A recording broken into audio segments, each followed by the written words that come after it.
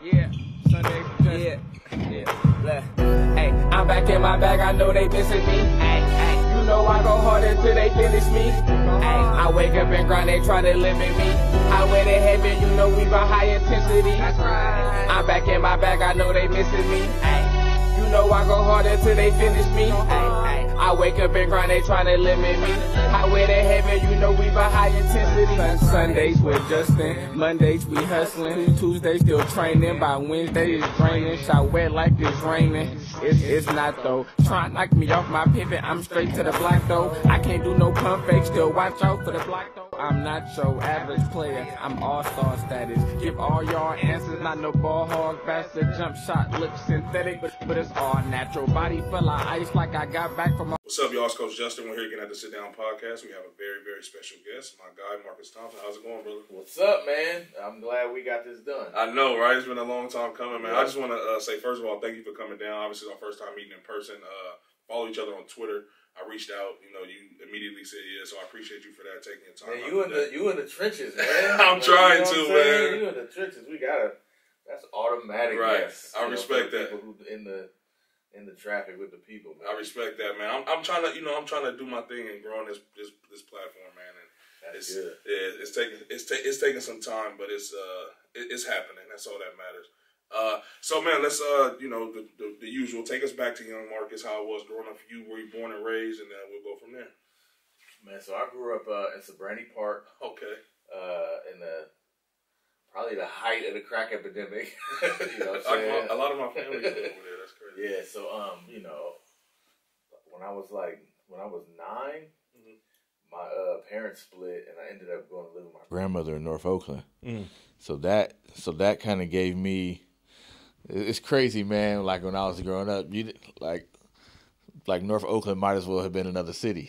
You know what I'm saying? Like West Oakland was like my whole life was in East Oakland. Like, you know what? That's me too, bro. Until I went to Mac and when I would visit my family, so I know exactly what you mean. I still don't know my way around North Oakland. Street, bro. Like that was it. It's like talking to town burrito on High Street. That was it. That's hilarious. So like moving with my grandma, and when I was like elementary school, kind of opened me up to that just a completely different world. So I ended up going to Claremont.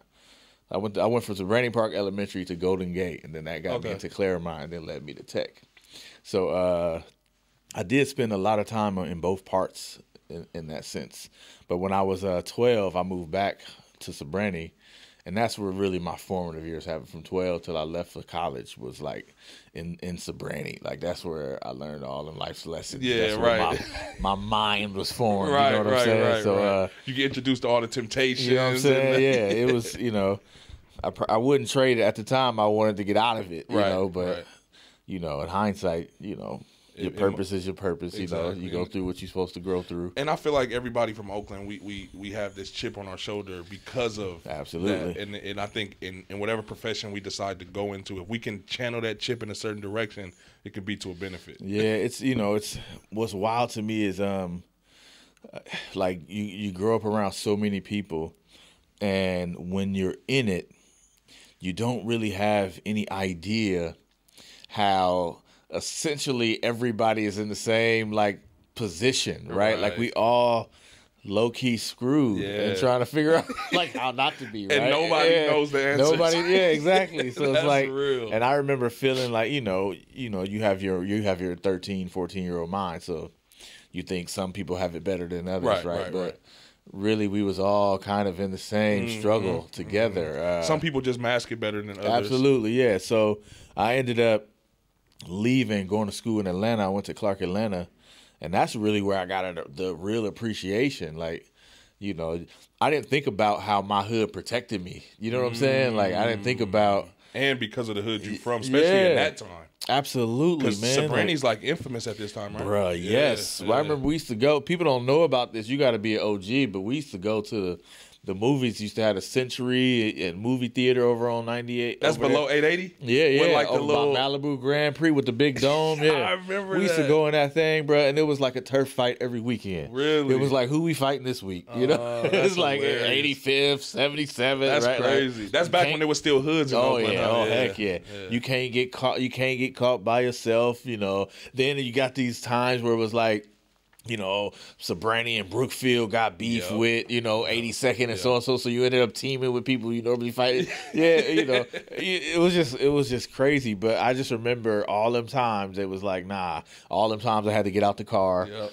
All them times they wouldn't let me sell weed. All them, you know what I'm saying? That's interesting. Where I was like trying to be tough, and they was like, bruh, when you say what are you doing? Like people from my neighborhood, like people from my hood, they just knew. It's weird, like. They knew something about you. Yeah, they just knew. I get that to this day, bro. There's people that I see that's been knowing me for years, and they be like, "It was always something about you that we knew you." Like when they see me doing what I'm doing now, it's like it's not surprising. Man, one of my good friends from back then, I gotta shout him out. His name is DeAndre McGregory. Man, like he like one of them dudes now. Like everybody know DeAndre, but. Like, that dude used to give me so many rides to places. Like, you know what I'm saying? Like, yo, I got to do this leadership thing at school. You know, I met my wife, you know, when I was in high school, and he was, like, taking me to go see her. Like, and you don't even know you're just getting a ride from your homie, you know what I'm saying? But, like, I was like, bruh, you took me on so many rides that, like, essentially changed my... Yeah, exactly. Stuff real. Like that. I remember trying to play hoop. In Sabrani, when you go in, now it's abandoned, but there was a park right when you enter Sabrani. You know, Sabrani is, like, known for being one way and one out. So right at the front is a park, and that's where the heavy grind spot used to be, but it had courts there. So when I was young, and especially when I thought I was good at hoop, I used to be like, man, I want to go play up top, right? I want to play there. And they just wouldn't let me play. Because it was too dangerous. Yeah, they was like, so I'm trying to play. So did you have somewhere you could go hoop at least? Yeah, I mean, we had other spots, but it was that, like, it was like, I could play up here. Right. You know what I'm saying? So, you know, but it wasn't just hoop going on up there. Exactly. So, you know, I'm trying to go play, and I get hemmed up by one of the D boys, and he's like, man, if I catch you up here again.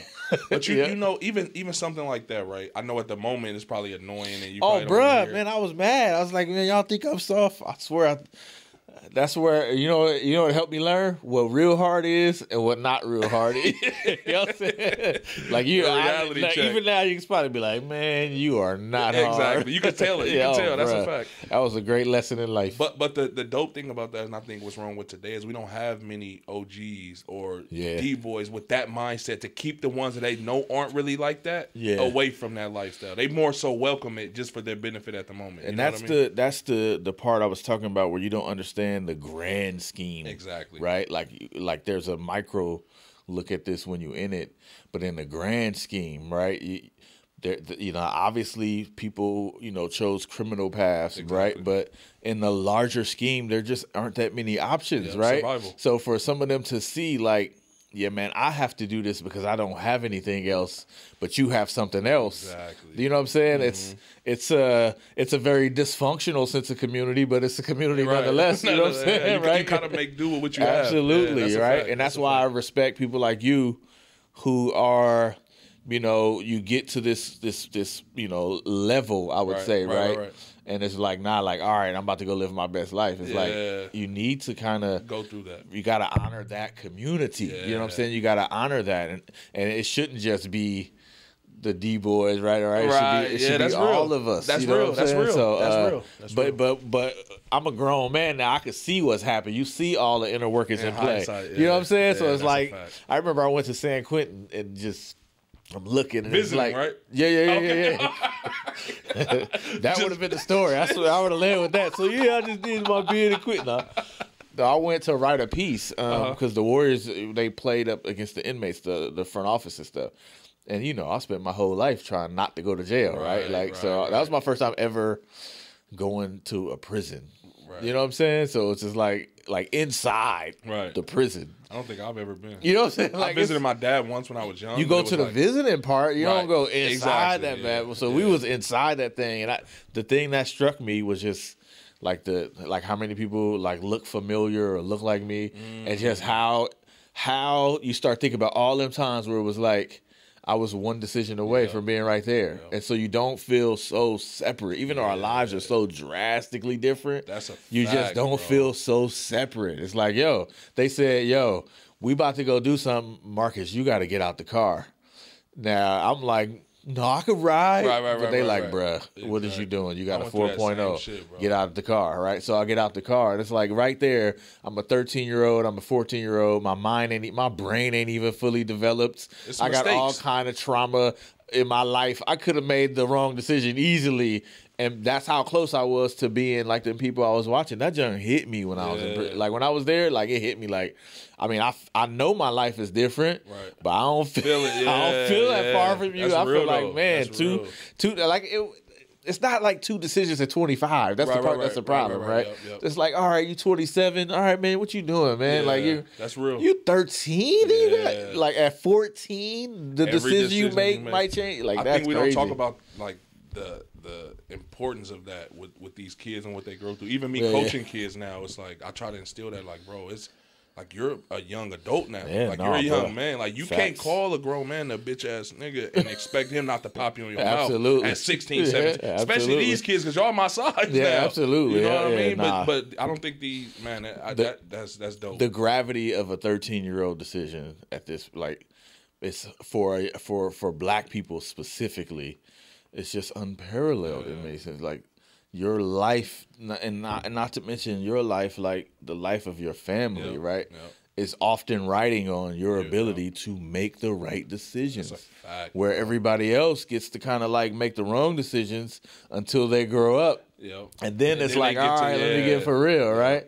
You know, we can't just spend college years getting plastered and not going to class and all that. It's like, bro, you do that, you don't graduate 6 years in, like you ain't got a degree. Exactly. And now maybe that's the difference between you just being a functional member of society instead of the answer to your family's problem. You know what I'm saying? Like one is cool, it's a nice living. The other impacts generations, right? Like, you know what I'm saying? So and even that pressure alone, though, you're probably not thinking about at 13. And some kids are, but they're when you start getting 16, 17, 18, that's when you start thinking about that. Like, oh, that's shit, crazy. What am I going to be? What am I going to do? And even then, you might turn to some wrong decisions, but now you ain't going to juvenile hall. Or even then, it might be too late already. That's a fact. You know, like, that's a fact. You know, studies show, man, if you don't reach people by middle school, it's a wrap. Like that's how grave it is. And that's what I'm talking about. When you put it in perspective like that. That's what we're talking about. Like we felt like it felt like I was an individual in the hood trying to make it out. But the truth is, we were all placed in this ridiculous setting. Like, and we were just trying, you know what I'm saying? We were all placed in this ridiculous setting. And then you're getting fed information from other people who also don't have the answers of how to make it out. So it's like everybody trying to figure it out on your own. You're also figuring out who you are as a person and what you're interested in. That's dope, bro. That's guidance, and while being traumatized. Exactly. Right? Like while in the midst of surviving trauma. on a daily basis. Like you said, you got to watch the certain street you walking down, that certain, like that's real shit. I don't think people like, man, we go through a lot, man, in the inner city, man. Bruh, right? and the outcome is like we develop, the people who make it develop amazing characteristics that are universally beneficial. Because no matter what you go into, they benefit you. Because you learn how to become and I always say I can like coexist in almost any habitat. Absolutely. No matter what room you put me in. I'm not gonna seem as, even if I am uncomfortable, you won't be able to tell. Yeah, absolutely, man. We are adaptable. We survivable. Like that's how I feel. And you know, it might sound arrogant, but I feel like, dude, there's no situation I can't win in because I just came. Like, if I made it at 13 from where I came from, why wouldn't I make it at 40? To me, that's how I think about it. And you're aware now. Yeah, now you're aware of the decisions. You mean I got information? Right. Are you serious? I don't have like repeated trauma overwhelming me. You know how many people we saw die, like, you know what I'm saying? You know how many funerals we went to? Like, you know, more than weddings, bro. Yeah. More than graduations, more than all crazy. Of that. That's real. Yeah. I remember coming back after I went to college and my first year back, and I'm like, yeah, I'm in Atlanta, like coming back.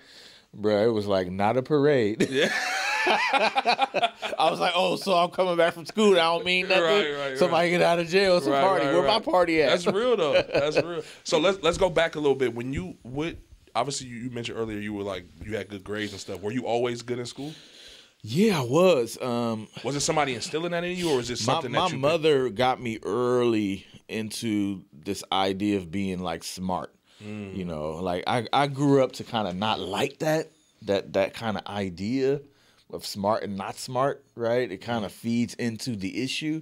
But as a youngster, it was like one of my great attributes that I could cling to. It was like my confidence. Was it like a motivating factor as well? It was the one thing I had. Like I wasn't that good at hoop. I didn't have no money. My fits wasn't tight. I didn't have no car, right? You know what I'm saying? My family was a mess. I didn't have a nice house. The one thing I had was, hey, yo, you smart, right? You know, that's interesting. Yeah, so that's what I linked. You know how you just capping with dudes, right? Like, you know, all my cats in the hood, like we used to cap all the time. So all we did. Right. I'm sorry, I can't say cap. Cap means something different now. Right? Like, that's hella funny. We used to call it capping, right? Like roasting, roasting. That's hilarious. And you know, I don't use the other cap. I don't. It would be different. You know, we would be clowning, and you know, they'd be like, "But you trash at hoop," and I was, but I ain't had no. My comeback was, "But you dumb." You know what I'm saying? Like you ain't got no grades. I got the grade. Like, that was my like. That's what I cling to. My mother instilled that into me when I was young. Like you were smart. She was always talking about like you're smart, you're smart, you're smart. So I always felt that way, and you know, it just seemed like. You know, the stuff that, you know, just wasn't hard for me. It just really wasn't hard. So it created this kind of shield in a sense, or like this fulfilling shield where, okay, you are smart, so be smart, right? And if the moment you stop being smart, then what? You ain't got nothing going for you. Wow. You know what I'm saying? Like, so it's like, yeah, we gonna ride when this. You put it like that, bro. Yeah. It was that was it. Like to the point, I remember being proud. Very like hugely proud at that point where I got to where my adults in my life couldn't help me with my homework. You know what I'm saying? Are you serious? Yeah. How old were you? Do you remember? I'm in like 8th grade. I was like, that's hilarious. It's like, yo, I'm really struggling with this Man, I gotta go back to school. That's crazy. I was like, I'm smarter than everybody in this house. That's right? crazy. Like, that was literally how my grades was like my thing to brag about. Did you have siblings? Oh yeah, I got 5 siblings under me, so it was 6. So you're the oldest? I'm the oldest of 6. Really? Yeah. Was it the same kind of with your siblings? No. Really? Isn't that interesting how that happens? It's so interesting, man. Like, and that's what I'm saying. That like you got to get older to understand this, but like that created a problem in many ways. Like I created a bar that was like, oh shit, we ain't never gonna be like that, you know. Damn, I didn't even think of that. Man, I remember my brother telling me that. It's like, what's the point? I ain't never gonna get your grades. And I'm like, hey, yo, would you relax? That's real, though. Yeah, but that's what I'm saying. I never liked that smart, not smart dynamic. We all have the ability. Smart implies I have some level of ability that's greater to somebody. I have strengths that are different than other people's strengths, but some of it just comes down to memory. Yeah, exactly. You know what I'm saying? That's like, a good point. it just comes down to, yo, I remember what we studied on the test. I remember seeing that in the book, right. So I'm going to write that down. Like, Steph Curry has a photographic memory. Yeah. He could literally tell you, oh, no, that guy was standing in the corner. Like, that's an ability, but that's not a reflection of capacity. And people who can't recall like that don't mean they don't have capacity. Bro, they just mean they have a different strength, right? You're breaking this down really well. That's why I don't like it, because it was like, you know what? You're not smart because you don't remember exactly what was in the book. Like, that don't make you smart or not smart. Mm-hmm. You know what I'm saying? Mm-hmm. Like, we all use the same percentage of our brain. Because you can even take it outside of books. This is with anything, what you're saying. Like even because I feel the same way with me, right? And it's weird when I'm talking to people and I'm feeling so many like commonalities in myself and hearing what you're saying, because I felt the same way. I always felt like, damn, it's almost a pressure, an added pressure to everything else you're dealing with, because you're the one that's known as smart. Yep, you absolutely. Know what I mean? And no it's like, question. You always got to give advice. You always got to you got to be the voice of reason. It's like all these different things, because just the way I process things. And think about it, it was the same for other people in whatever their strength was. Exactly. Like, if you was the dude who got a lot of girls, you had to get a lot of girls. Yep. And you had to bring the girls for the friends. And then you had to talk about it. If you're the fighter, you can't lose a fight. You had to fight. Shit, you know what I'm saying? If you was...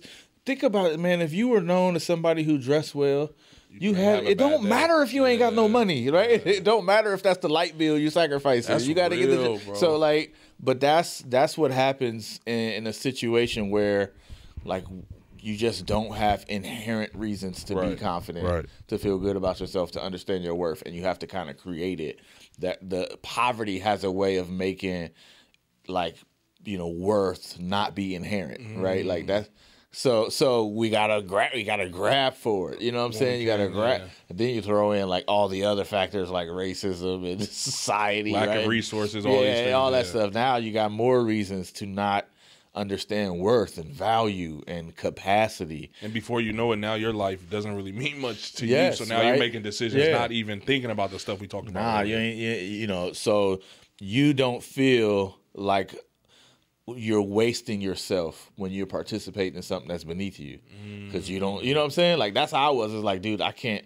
And remember how we used to down weed back then? Like, weed was basically, you might as well shoot somebody. Right. Like, you smoke weed? Oh, you go to jail, right? It was hardcore when I was coming up. So it's like, man, I can't smoke weed. I'm smart. Like, what? Like, I can't diminish myself by participating in that, right? Interesting, That's which is crazy in hindsight, but that's like it's almost a sense of programming. Absolutely. So from a value perspective, if you don't have value, then there is no floor to what you can do. You know what I'm saying? There's no like, well, hold on, I have this incredible future, I have all of this talent. Why would I squander it on this? But if you don't see that value, you don't ask the question. You don't ask the question. That's real. And that's what poverty does. That's what racism does, right? That's what systemic oppression does. It diminishes value so you cannot see it, and therefore you don't even want more. That's fucking interesting, Right? bro. It's That's crazy. interesting. I never heard it broke down like that. It's wild. I regret it in hindsight. I feel really bad about all the people that I thought was dumb because they didn't remember what was in the book. Right? I was like, At what point in your life? Of course, you might not be remembered, but at what point does that epiphany happen? Where it's like, oh, definitely going to a black college. Really? Oh yeah, Clark Atlanta. Oh, bruh. When you start understanding, like, yo, this was I remember. I didn't think about that. It was a Clark Atlanta where I remember the professor was asking, like, how the drugs get here, and I'm thinking Ray them, but. Ray them ain't got no play. Like, so that's how you found out. Yeah, it was just like you start thinking about that stuff. See, at a black college, at least at the time I went, like everything was blackness. Like it was like kind of irritating to a point. I was a math dude, right? Math is a highly universal language, right? And I remember being like, why are we talking about black stuff in math? Like that was supposed to be the place where we just talk about math. And then they start telling you how concepts of math are stolen. And it's like, isn't that crazy?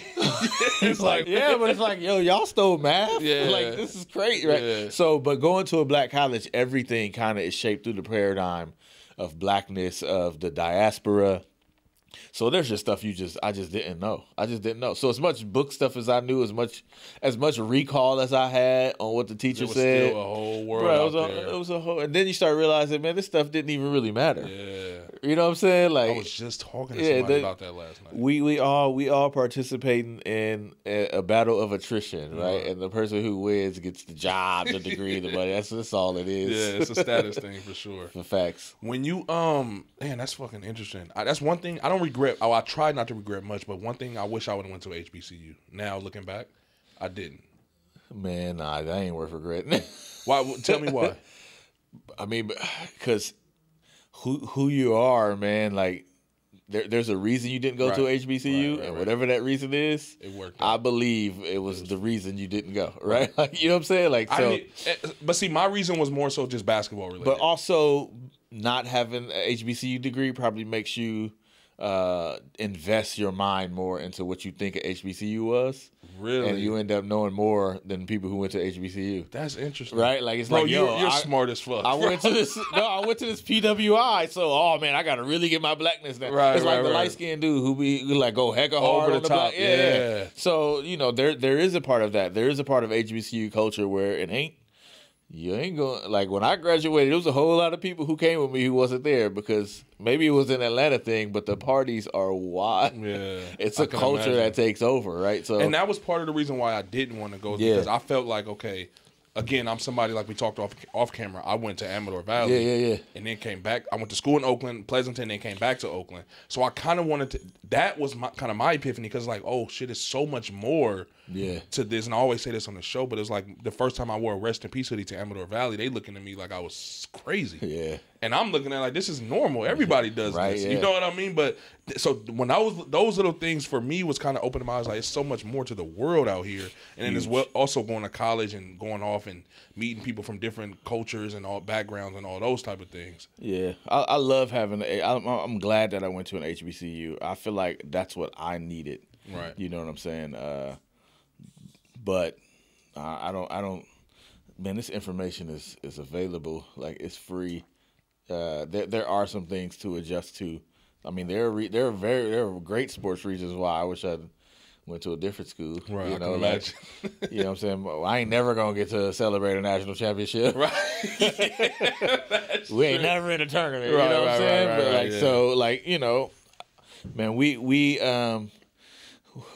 just gotta make it, bro. Like, Yeah. however that is, we and just the gotta good make thing about, it. like yeah. we said earlier, we come from that. Yeah, So we come absolutely. from just figuring it out. You know, we know it ain't gonna be easy ever. Absolutely, It's gonna be man. bumps in the road. We just gotta keep pushing. Just, you know, hypothetically, right? Like, you and I decide to do something together to Right. benefit our city. It's good that we got an HBCU and PWI. You know what I'm Exactly. saying? Yeah. Like, Yeah. like all, and that's why I'm saying, like, it doesn't matter once you make it. The benefit of whatever you went through can be used. Exactly. You know what I'm saying? Because So, experience is yeah, the best absolutely. teacher. Absolutely. So yeah, That's a we need fact, all bro. that. We need all that. We need the people who didn't go to college. So I stand corrected. I stand corrected. That's It's a just fact. not. It's not worth the regret. There are great things about HBCUs that it would be a joy to experience. Right. Right. I remember going to. That was the first time. But when I got a job at the newspaper, that was the first time I had been around like predominantly white people. Really? Like, I went from East Oakland to Atlanta. to Atlanta. Man, I must have got my first. So you appreciate this. My first assignment, my first job out of college was Cal High Monta Vista girls water polo. Oh God. Yo, I was the only black dude in a 10-mile radius. I could Like, imagine. so I pull up at this thing. I got George on. I'm sagging my hat to the. I'm like, hey, we in this thing. It's my career again. And everybody looking like, yo, who is this dude? Are you lost? And to keep in mind, I'm 20 minutes from Oakland. Right? Right. I didn't go to like Wyoming. I tell everybody I went to that. Alamo. Yeah, Like, right. That's crazy. it was a whole. I was like, yo, I didn't even know all this was here. That's Like, how, what? when I first time I went to Monta Vista, I said the same thing. I had no idea all this was here. I was like, Yeah. what? I never had even heard of Monta Vista until I got out there. Yeah, that was my first. All those Cal High too. All those schools out there. All of them. I ain't know about none of them, man. I knew about Clayton because Tech played Clayton. I was like, where is that? It's in Concord. Oh, okay. Yeah, That's about it. But that was my first time entering into a predominantly white world. Now, that's in many ways great. And it has pros and cons. Yeah, for sure. right. Just in many ways, it was a shocker, right? It was a jarring experience. And like you say, see, I dealt with that at 13, 14. right? Yeah. That same just shoved in there. I'm like, oh, hell. And mind you, think about this.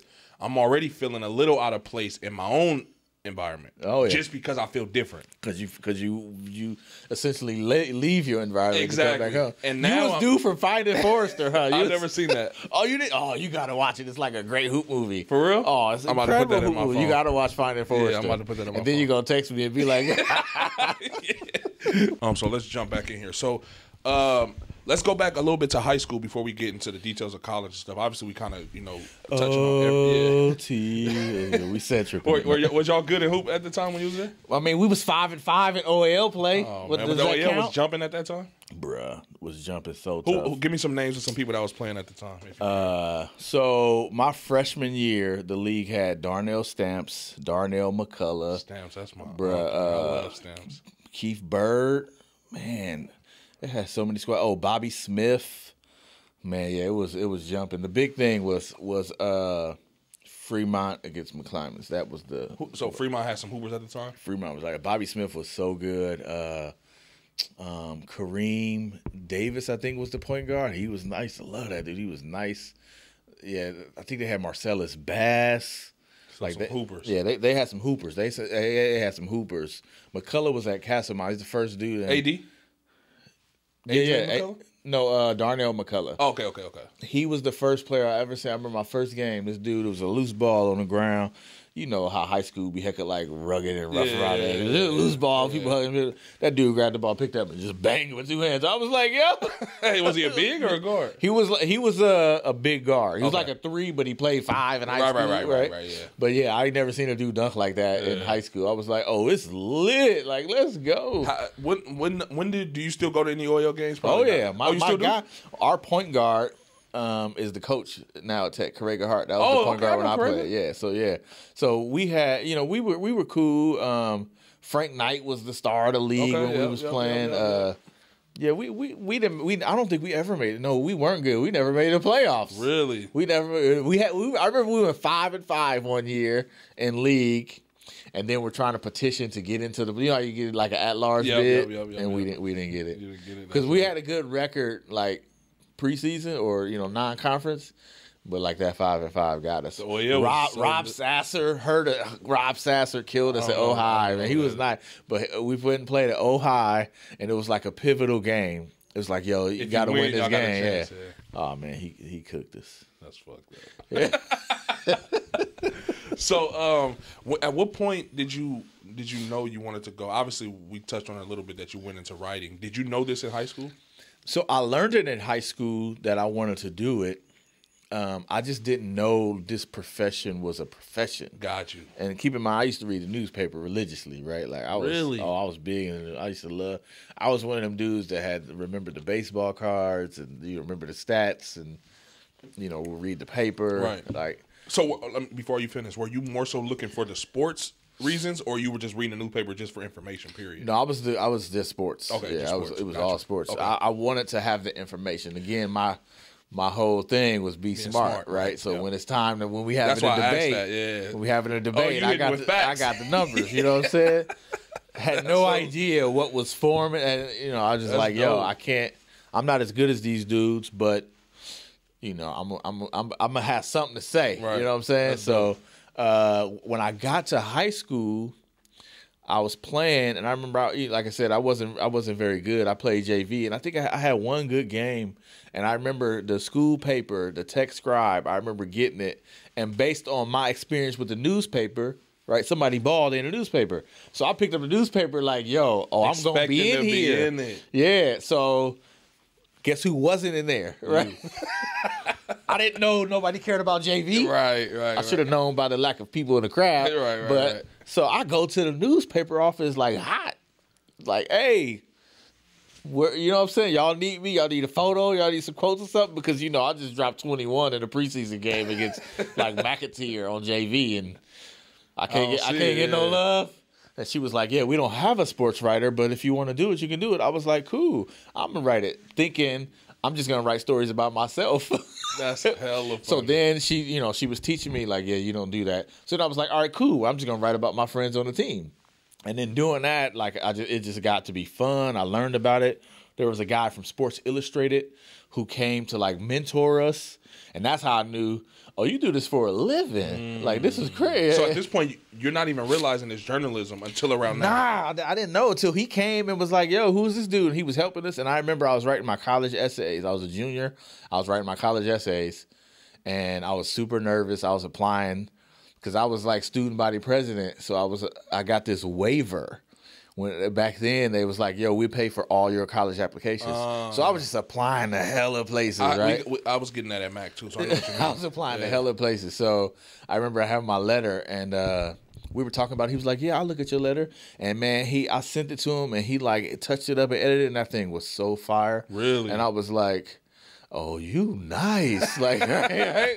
So then I was like, "It showed you the levels in writing." Bro. Yeah. And I went through that same thing, but in college, I was nice too. Yeah, I thought I was nice too. bro. He was like, I got my first college essay back and was like, F.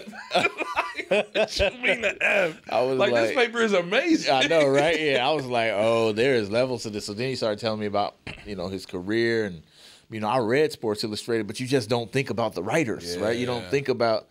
This dude wrote this. You look at it as Sports Illustrated saying this as opposed to each absolutely. article is individually written. Absolutely. I agree with that, bro. I didn't. So that's what kind of exposed me to it. So then I went to Clark Atlanta to major in architecture. See what I mean? That's crazy. I tried to do that in college, and they wouldn't let me for sports. But go ahead and finish. So I tried to I go to Clark Atlanta because at this point, I'm trying to get as far away from Oakland as possible. Is this the math connection, math and architecture? No, I used to like draw. I wanted to draw houses and stuff. I was like, yo, I'm going to be an architect. Gotcha. I didn't know what I was talking about. I just knew I used to sit on the porch. When it got rough, one of my therapies was to sit on the porch and draw other people's houses. People be like, yo, you could draw. And it'd be like, yo, you should be an architect. So I was like, all right. That's dope, though. So I go there, and guess who don't have architecture as a major? Right? So So they was like, all right, you can pick another one. And I'm looking, and I'm like, oh, they got journalism. I'll do that. That's literally the decision. Happened. Yeah, I was just like, all right, cool. I just picked another one. And it was like, I'm going to do journalism. And I was like, all right, let's try this. And I remember I wrote my first article for the Panther, and they looked at me like, yo, can you be the editor? I was like, oh, I'm nice? Really? Yeah, they was like, yo, we ain't never seen that like this. I was like, oh, you shouldn't have told. You told a dude from Oakland. You ain't never seen that like and this. And going back to that smart thing, huh? It was done. I was like, I'm the greatest sports writer this school has ever seen. Let's go. Let's go. I needed that confidence, though, because the next 4 years was getting destroyed. Really? Oh, yeah. Journalism has a way of breaking you down, boy. Really? Can you elaborate on that a little bit? It's like baseball. Right? Like most of the game is failure, right? Nobody remember. I write 1,000 articles.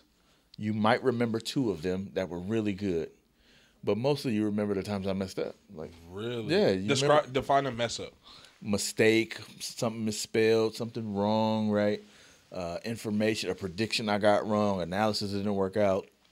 Like, you know how, so if you walk in by a store, right? Mm-hmm. And like, you know how they'll put like the food outside, you know, like here we got a sign saying, yo, you walking by a store and it says, you know, $10 for fried chicken, right? If they misspelled chicken wrong, you don't think, oh, somebody had a hard day, or man, they didn't have enough money to hire an editor. You think, idiot. Yeah, you can't even spell. Yeah. How can you have a store? It's like you lose all credibility. Yeah, no, that's a good point. So when we make mistakes, you get like torched for them, right? Like there's no like, oh, he's learning. Like, it's like you get destroyed. I remember going to a journalism convention, sat down at the New York Times, Washington Post, like, because remember, I'm nice. I'm going for the top. Right. Top, or New York Times. Boy, I remember this dude from the Washington Post had a red pen. And when he was done, your paper was a blood. It was like he sliced his wrist and just was like all on my paper. So you know how you be like about to cry, but you don't. So you just, if you blink, you gonna cry. Yeah. So I go back. We got a group. They was like, "How was it?" I was like, "Nah, I was cool. I just got." I was trying not to cry. I was like, "Yo, this dude just said." He's like, "Yeah, you need to." He was like, "You're not ready," and handed me my stuff back, and that was it. And I was like, yo, and remember, I was nice. I was the greatest of all time. So it's a lot of that. It's a lot of getting beat down about the mistakes you make or about your lack of perfection. Very little. There's just a million articles you write that just serve people. That it's just normal. It's not there's no applause for it, right? So that's interesting. So how do you get the gratification? It's a public service. You get the gratification. It's like you're in a barbershop and like, hey, what's going on with the OL?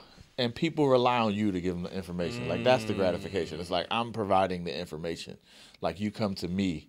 You know what I'm saying? SIBO and them said, you got to buy dope from us. So it's like the same.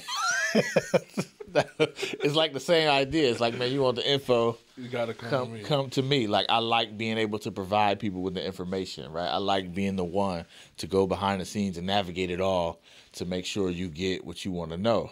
But in that process of the transaction, just getting the information, like you don't think it's great when you go to a store, you buy something, you walk out. You're not saying, "Hey, man, that's really great." It's when you need it. Yeah, all right, man. I left my wallet. You got me. All right, come back next time. You're like, "Oh man, I love you." Exactly. You ain't love him the 15,000 times. You just had a smooth transaction. That's a good point. Or if he messes up, then you really can't stand him, right? Exactly. So it's like. It's like we almost ignore the gray area. Absolutely. Most of it is just nothingness, right? And then you make a mistake, you're getting destroyed, right? And then if you do something great, but it's got to be so great to be acknowledged. It can't just be regular. It's not like, yo, man, you consistently give me good information. I respect it. Nobody ever does that. It's like, yo, you got the most exclusive thing. Like, you sat down with Michael Jordan. That's the only time you get recognized, right? Which makes a lot of journalists start doing stuff to get recognized instead of just doing the job, right? You just do the job and not need the gratification and just be satisfied with the fact that, yo, I know who you come to for your info. Exactly.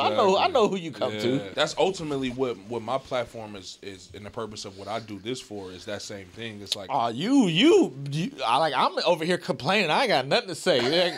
How many? This is your life, bro. It's crazy. This is your bro. life. I just tweeted about that this morning. It's like people think this is so easy. No, this is same with writing.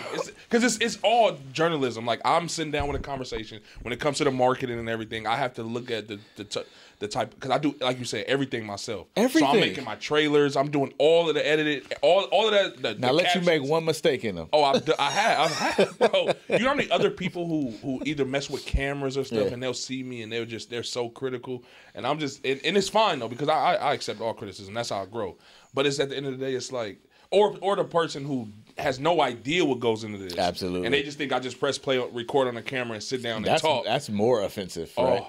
Bro, it's like such a slap in the face. Yeah. That's, I mean, first off, like there's so many like thankless components to what you do, right? From as a professional, I guess I can call you a professional communicator, because I don't think you just do PR. Like it's just a professional media member. Exactly, yeah. And then like it's probably tenfold as a coach.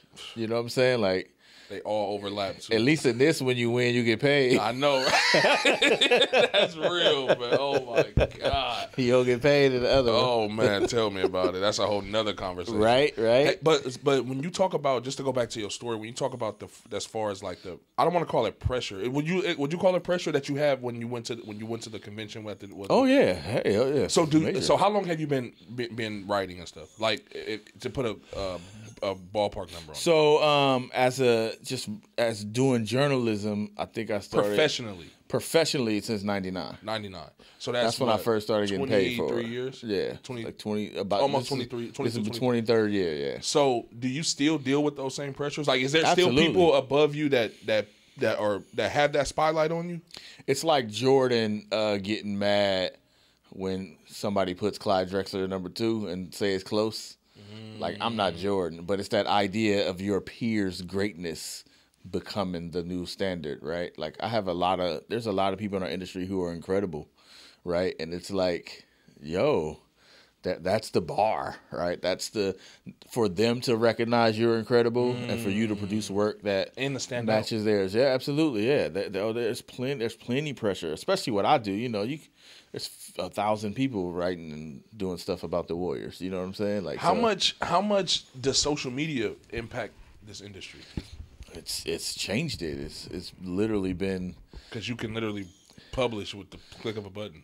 Yeah, and also like it gave everybody a voice, right? Which is good and it's bad, right? It gave everybody a voice, but it's literally like it's a lot like, this is an example. If you and I here were talking, we'd be completely different if there were no cameras. Exactly. Right? Exactly. Social media is the camera in the room, right? It's this presence that now that it's there, it changes everything. You have to be careful what you say, what you do, how you move. Especially the players, they're reading it, they're listening. Like Steph goes on Twitter at halftime, right? Like like people are affected by it. Like there's no way to not be affected by it anymore, right?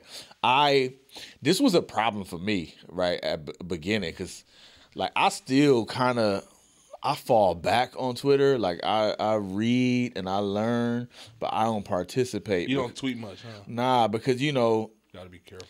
Well, like we just from a different era. Like, man, you can't just be talking crazy to people. Like, you know what I'm saying? Like, I did that is a part of the game that I've never been able to just pass it off as part of the deal. Which is a blessing in disguise, in my opinion. Because even with me, I try to build my platform off integrity. Like there's so many times where I interview people and I tell them like, hey, I'm gonna probably cut out when you said this and that. Just because I want you to come back. Absolutely. For one, I don't want to stir anything up. I don't want to cause any drama. I literally just want to do this to get the information out there. Because we all go, like, me personally, I look at you as a successful writer, right? Obviously, I've read some of your pieces. I follow you on Twitter. I see you have a great following, right? So for me, I want you to stay that way. You know what I mean? I don't want to. All I want to do is play a part and show another young writer or another young person aspiring to be something, that there are trials and tribulations. There are pressures that you even felt with something as simple as writing. And of course, I say simple, but it's not simple. But I know people look at it as it ain't rocket science. But we ain't cooking meth over here. Right. There's tougher things to do for sure.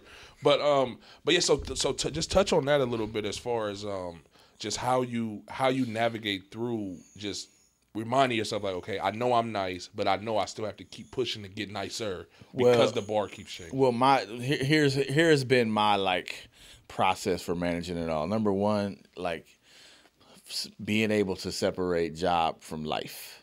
You know what I'm saying? Like, especially our life, right? It can be so consuming. Right. It can be, it can take over. Like if Steph Curry called right now, like I probably got to go take it. Right. I don't have control over that. Right. Or like, you know, like if he calls me and I don't take it, and then he calls somebody else and it's like, yo, I want to be traded. Like I'm done. Yeah. You know what I'm saying? Or I gotta hide that call. Yeah. Right. You know what I'm saying? Like, or I just missed out on the story that could prepare my life. You know what I'm saying? So like there's a lot of this life that could consume you. And it was difficult, but I think this is true for any profession. You kind of have to have this separation between your career and your character, like in who you are, right? And it's that ability to go over here, like, and we do this with athletes all the time. Like how they do their job is how we see them as people.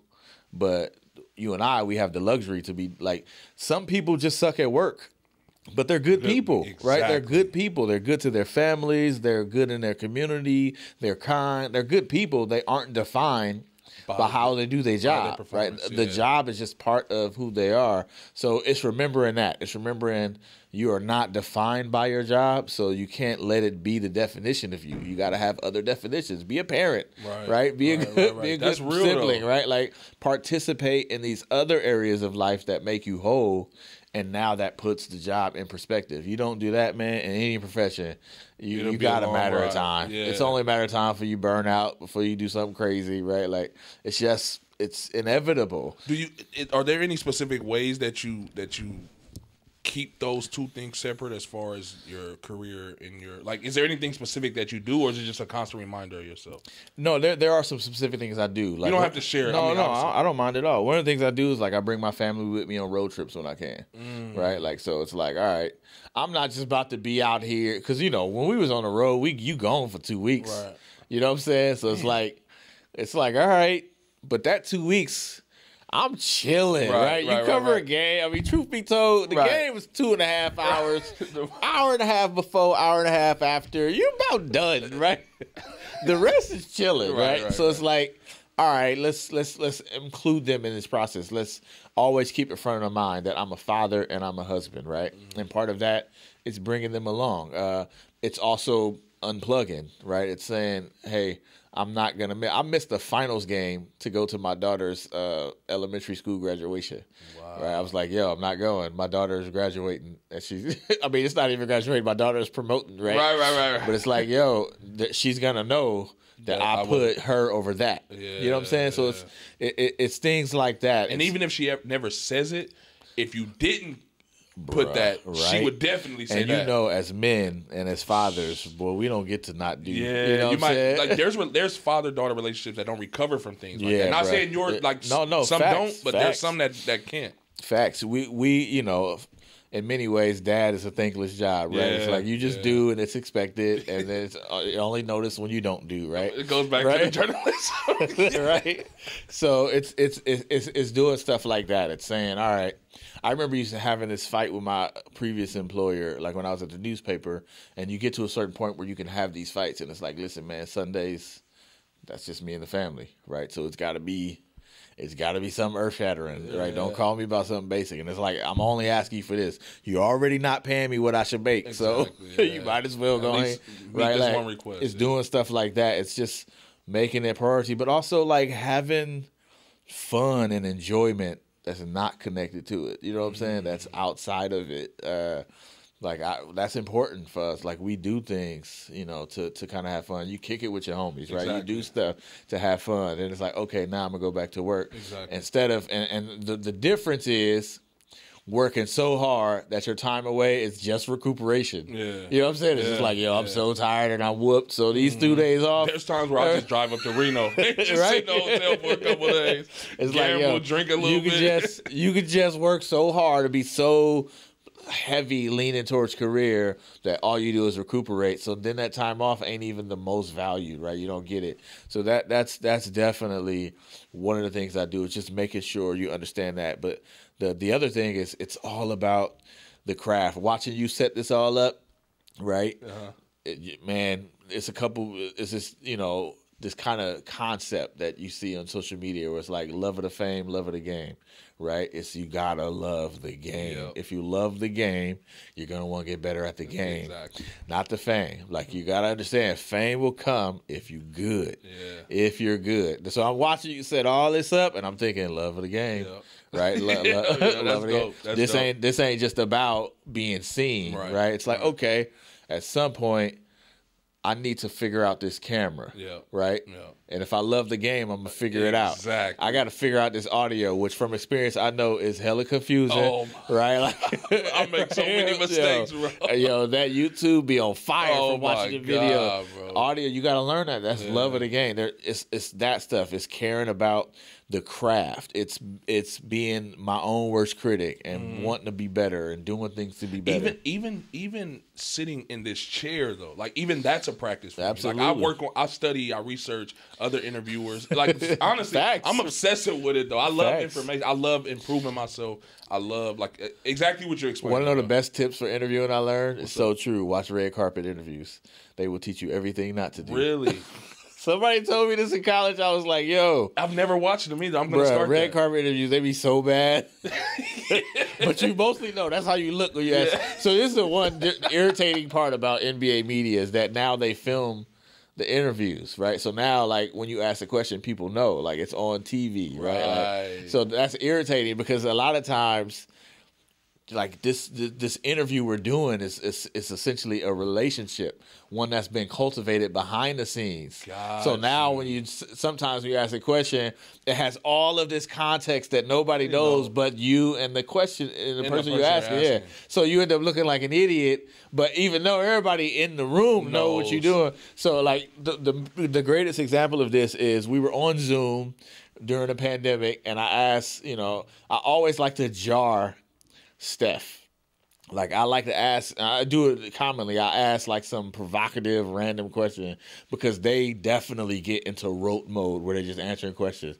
So number one, I like to do it because I like to shake them out of the answer. It's like almost a snap back to reality. Yeah, it's like, oh, whoa, what is that, right? That's and then number two, I like to let them know who it is. I'm asking. This is Marcus Thompson. This ain't just a random question from the media. No, this is Marcus Thompson. That's interesting. So sometimes when I talk, you know how you talk to somebody you know and you know their real name, but they go by a nickname. So you call them the real name, right? And they can hear you out of a million people. Yeah. So I'll mess around and be like, man, what's up, Wardell? You know what I'm saying? Because we both the second too. So it's like, what's up, Wardell? So we on Zoom and I'm like, so Wardell, and he gives a look like, what? Who? Like, who calling me Wardell? And so he was like, oh, that's Marcus. So then he asked the question, right? But it's exactly what I wanted. I wanted to get him out of his rote answers, let him know who was asking. Like it pulls that and the answer is different. Yeah, absolutely. So, obviously the clip where Wardell, and everybody's like, who's this idiot reporter calling? Like this is what's wrong with the media, right? They're too entitled. That's what's wrong with the media. Never mind. The whole point was to get an answer, and I got an answer. Right. When he won his first MVP, right? You know, he knew what I was doing, but it's like a crowd, and I asked him, you know, so when did you really want to be a Warrior, right? But so I know that he wanted to go to the Knicks, and everybody. But like it was on the spot, but. So the whole point is like, yo, I'm trying to catch him off guard. I want to get the candid answer. I don't want the answer that he was preparing with Aisha before the. Did you develop this on your own, or did somebody teach you this? No, I developed it. I mean, the hood taught it to me, but I developed it like as you go, understanding like how to like change things up, like how to shift the room and how to kind of control, read the room and all of those things. That's so you're in the locker room, like they're just trained. They're trained to answer questions. Right. So if you ask a question that fits their training, they're gonna give you the answer. It's like insert here. Yeah, they're gonna give you the trained answer. Clay will literally forgets what he's talking about in the middle of his answer. He'll just be talking and he's not thinking. He's doing the training. It's like reciting. And then he's like, what we talking about? That's hilarious, he's like literally not there while he's answering the question, right? That's how they are. They're so used to, and you like the one time that we see them answer the question, it's not the one time it was asked. Really? Yeah, oh yeah. Every reporter thinks they're the one who's asking the unique question. Well, really, it's the one that everybody's asking. You know, hey, how many times Steph shoot 38%? How many times you think he's been asked, yo, what's going on with your shooting percentage? Yeah. And a various version of that. So he's got an answer that he's prepared for it, right? And I don't want that one. That makes sense. I want a different answer. Yeah. Like you want the one that the cameras aren't there. Absolutely, like, it's just me and you. yeah. So you try to create that thing, but now that it's filmed, you end up looking like an idiot. Right? Like you're like, this dude was wrong. So you kind of just got to eat it. That's actually interesting, bro, because I would have never even put all of that together. So when I said the hood taught me this, right, one of the ways, this is so out of pocket, you might want to cut this or might not, but so you know how like when you trying to get girls and you want to know like who's having sex and who's not, right? Mm-hmm. And it's a very weird question to ask somebody, of course, right? But when you 14, 15, you didn't care about that. Right. So what I figured out was like, if you ask a girl and you say something so provocative, she's gonna give you the answer without even giving you the answer. So it should be like, man, so have you had a lot of partners? She's gonna be like, nuh-uh, I'm a virgin. Now you got the answer. Right. But I triggered the answer by asking something outlandish, right? You know what I'm saying? So I learned that like that's hilarious at Bayfair Mall. You know what I'm saying? Trying to get the number, trying to figure out, okay, which one do I want? It's almost like a manipulation in a way. Yeah, that's dope. Yeah, that's dope, you know what I'm saying? And you learn all kind of stuff to get out of situations. You know what I'm saying? It's you survival get jacked still. by the police. You figure out how to poke and prod and how to say the right thing. So I just did the same thing and took it into the locker room, right? And you end up creating your own identity that way. Like I know what he's gonna ask, and you know, it's not all sinister, right? Like I'm asking the actual basketball question too. Right. I'm like, hey, how come it is when you get to the left elbow, you always pull up, but the right elbow you always drive? And they're like, oh, you see that, huh? And then they want to, you know what I'm saying? Yeah. So it's just like not it helps falling. The credibility. Absolutely, not falling. That's how me and Steph got cool. Like there was one time he threw this dime, and I think it was Monte caught the alley and dunked it, and everybody was like, yo, Monte, what? And I go to Steph and I was like, bruh, tell me when did you see the pass? Because you saw that? Yeah. Nobody's talking about the dunk. Everybody's asking about the dunk. I'm like, yo, that was that pass was hard. I don't even know when you saw it happen. And so he was like, you saw that? So then it would just be like, okay, now I'm gonna point out every time you drop a dime and nobody sees it, I'm like, hey, that pass in the second quarter, that builds the credibility. Yo, that was a dime. But you know, it's like, okay, you know what you're talking about, but also it's such a refreshing break from the same questions all the time. Do you have like a favorite piece that you've written? Nah, it's tough. It's just so many, huh? Yeah, and also the reasons they would be favorite wouldn't be because of the end result. It's like what went into the process. Yeah, loving the game. You know, right? it's like, yo, the stuff that people wouldn't know. Like this interview was so hard to get, right? Like exactly, yeah. You know, so the people would read it, be like, "That's your favorite piece?" I'm like, "Bruh, you know, that's how it was for Hook with me with the Hook Mitchell interview. Yeah, oh man, bro, it was so many. Just like even that day when I got it done, I didn't know if he was gonna show up that day. You never know. So it was like I'm at Mac. I'm sitting there because I was having one of my private open gyms that night for the pros, so I'm there anyway. So I'm sitting there. It's like they coming at 7, so I told him 5. So I'm sitting there. I saw him right up on the bike. I'm like, yes. There we go. So I know exactly what you mean, bro. I remember working at East Lake when Hook came through and just destroyed everybody. For real? It was crazy. He was young? Yeah, he was younger. This was like, I was in high school. It was like maybe 94, 95. It was crazy. He had the scarf. It wasn't wrapped around his head. It was wrapped this way, bro. And he was hooping with it? Bruh. And was dogging really? Yeah, just showing out. It was wild. That's crazy. I was like, this dude is insane. What has there ever been a piece where a player was mad at you for writing? Oh yes, for real. Oh yeah. Yeah, you ain't really a Warriors writer until Draymond cuts you out anyway. Like that's funny. Yeah, I mean, it's not even possible to do this for that long without them not being. It's just have you ever had a relationship you couldn't mend off of a piece you wrote? You don't have to say a name. No, but actually, those to me I find are the ones where the relationship get real, right? It's like once you have a real conversation. Yeah, like all right, you know. you can't really be close with anybody until you have a little bit of, you know what I'm saying, static. tension. Yeah, that's a fact. Like that's how you learn who for real. But yeah, there's been many times where it's like, yo, I ain't like you write that, and you got to go through. That's where you get to explain who you are, what you about, and they get to hear you, and they might disagree, but they know where you stand. Yeah, you know what I'm saying. So and they get to meet you as more of than just a writer, but yeah. So normally the ones where, I mean, there's been some people who just never liked me, but we just never had a relationship. Right. You know what I'm saying? So it's like you're not missing nothing. Yeah. But I've never lost a relationship. I do have this. I'm definitely far more player friendly as a reporter. That's good. Like my whole thing, and probably the reason I was hired in the first place was to go in there and speak the language and talk the jive. So it's like the thing be relatable. The thing that attracts me to them is that I feel like I understand them, and so I do feel like there's a purpose to being able to hold on. I know what's being said, but if there's anybody who can get an understanding of what you talking about, like, it would be me, right? We basically from the same neighborhood, USA. Right. You know what I'm saying? Facts. So that was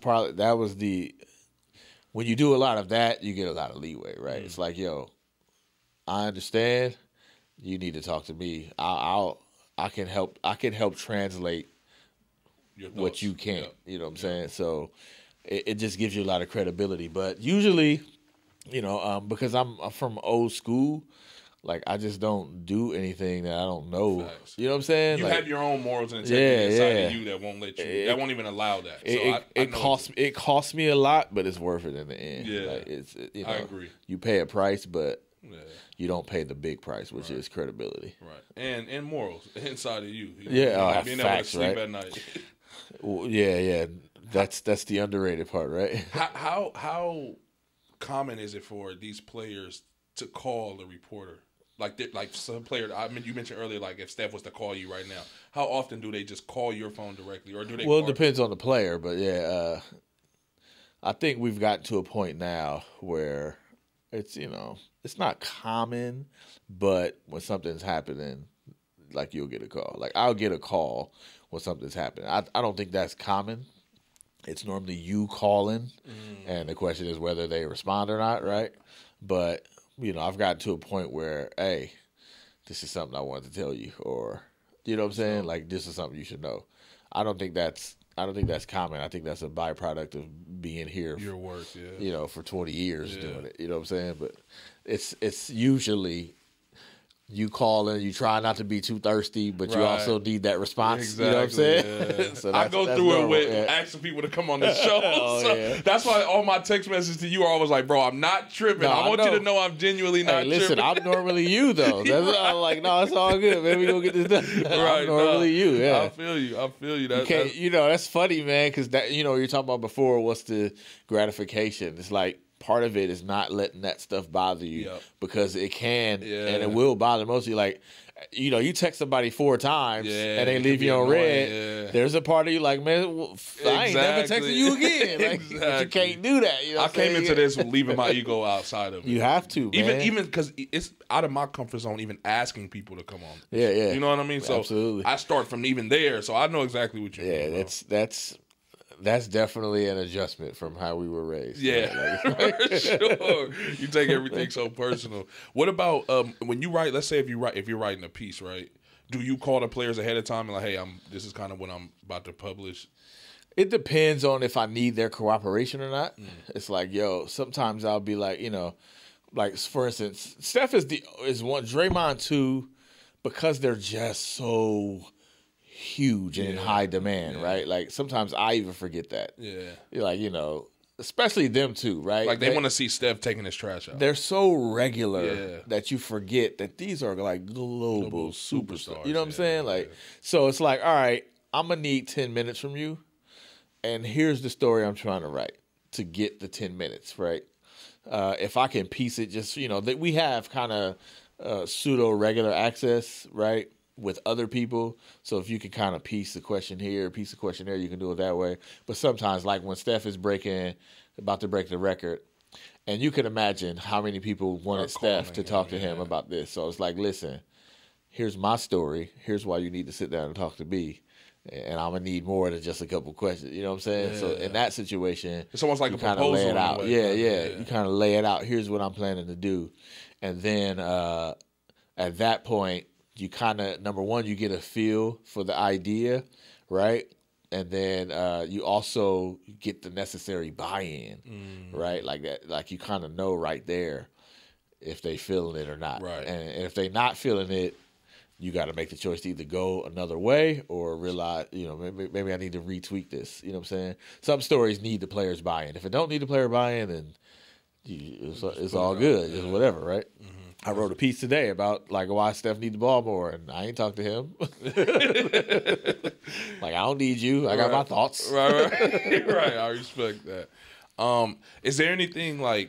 Let me ask you this, because I was going to ask you off camera, but I figure I'll ask you, and I can cut it out if you want. Have you ever thought about doing podcasts?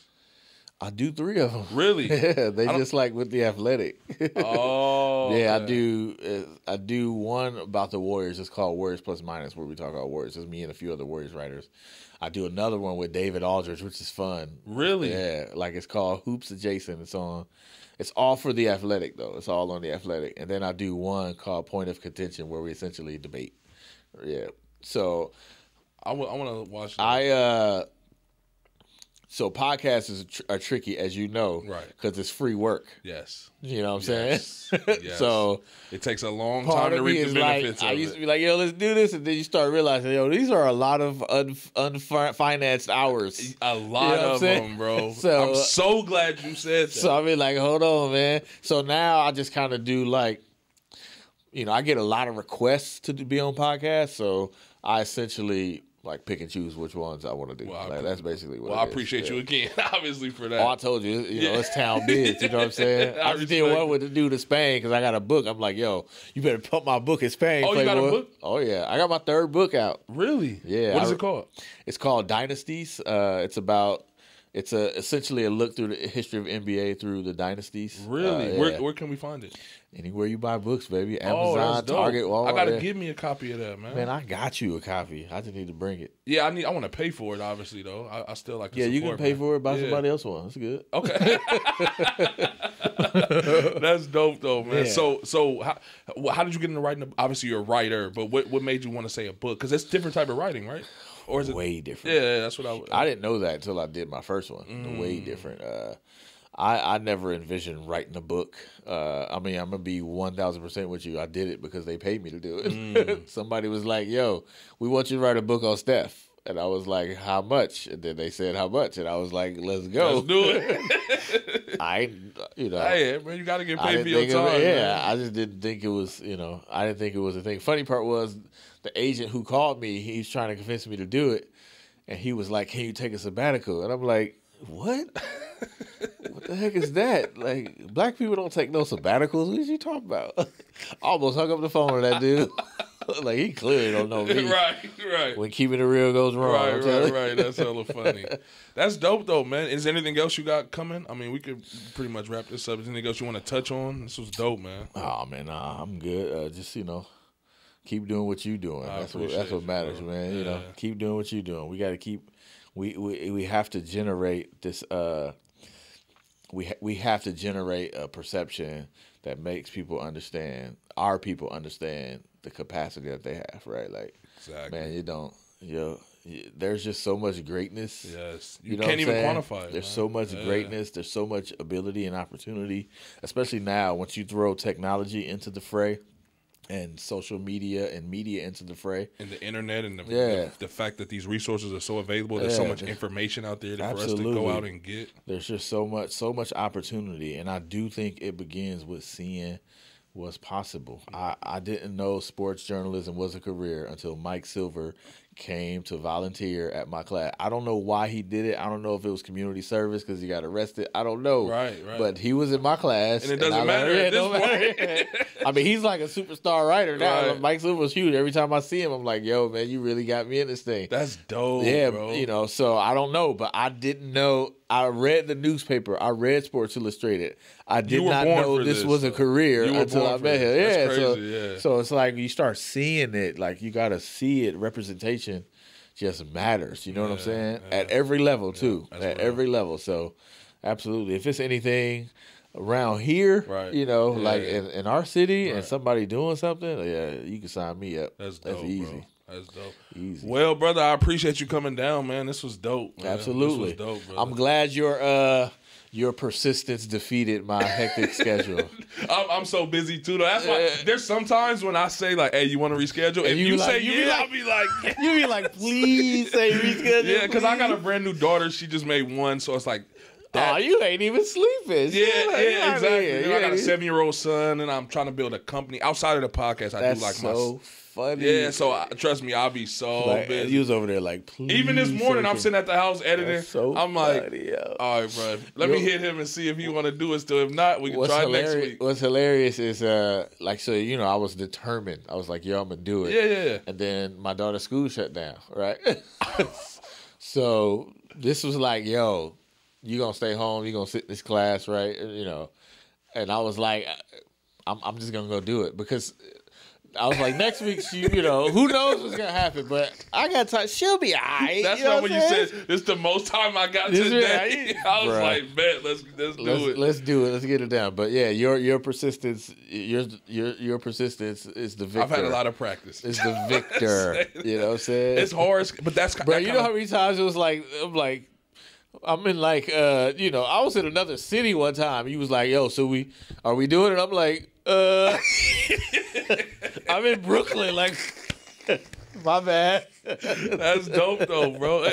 And then, like I said, I respect, because I understand. I don't know exactly what you're going to do, but I can only imagine. Nah, you do know. It's universal, bro. Yeah, like, it's universal. That's true. The dad thing is right, like that. That's like number one. Yeah, and it's relentless. It's I tell never people that ceasing. all the time. It's like, I'm a father before anything else, bro. And there is no and whoever you're fathering has no regard for anything else but your father. Oh, you should see when I'm trying to edit. My daughter is like climbing on my laptop. It's crazy. Man. At all, they just like this. How old are your kids, if you don't mind me asking? I have one daughter. She's 14. Okay, 14. She's 14. She goes to O'Dowd, which is still. To grow up in Sobrani, where I grew up, like, it's still wild to me to have a daughter go to O'Dowd. That's a blessing, man. I'll be telling her, like, man, you need to take your butt to McClymonds, man. What are we doing here? What is this Humble about? You a little bit. What is this about? Put a little dirt on you. You know what I'm saying? We live down the street from McClymonds, like 3 blocks. I'm like, man, you going here next semester. That's a little fun. That's a good threat, though. It's just wild to me. Like, yo, what's he doing? You wouldn't even That school was on the hill. I didn't even know. Right. It took me hella long to know that was in Oakland, too. I know it was in Oakland. I grew up down the street. Right. Like, what? You know how many times we went up 98th? Right. I didn't know what it was. Didn't know what that was, right? It's crazy. That's like, now I got a daughter to go there. That's wild. That's to me. Dope, bro. Hopefully wild. I'm there one day, she man. She need to take her butt to tech or something. Well, man, that's a wrap, brother. Yep, until next time.